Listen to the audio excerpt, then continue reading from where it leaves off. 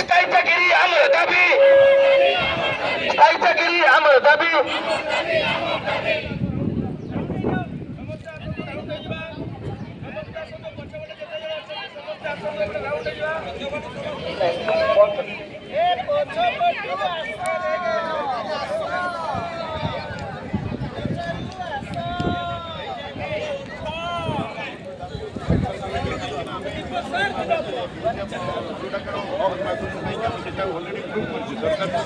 କାମରେ ଯେଉଁଥିପାଇଁ କି ସରକାର ଆମକୁ ନିଶ୍ଚିତ ଆମ ଦୁଃଖ ଶୁଣିବେ।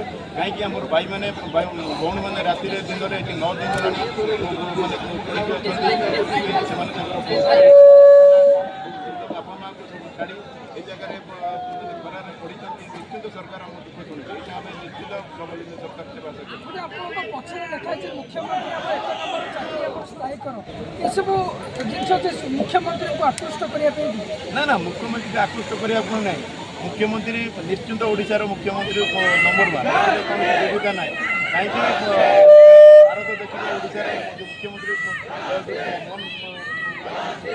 ନିଶ୍ଚିନ୍ତ ଭାବରେ ଓଡ଼ିଶା କ'ଣ ଭାରତର ନମ୍ବର 1 ମୁଖ୍ୟମନ୍ତ୍ରୀ। କାମରେ ଦିନରାତି ପରିଶ୍ରମ କରୁଛନ୍ତି, କାମ କରୁଛନ୍ତି। ଜଣେ ଆଦିବାସୀ ଲୋକ ନିଶ୍ଚିନ୍ତ ଆମ ଦୁଃଖ ଜାଣିଛନ୍ତି।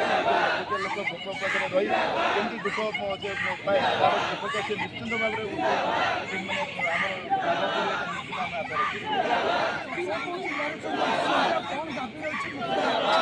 ସମଗ୍ର ଓଡ଼ିଶାରୁ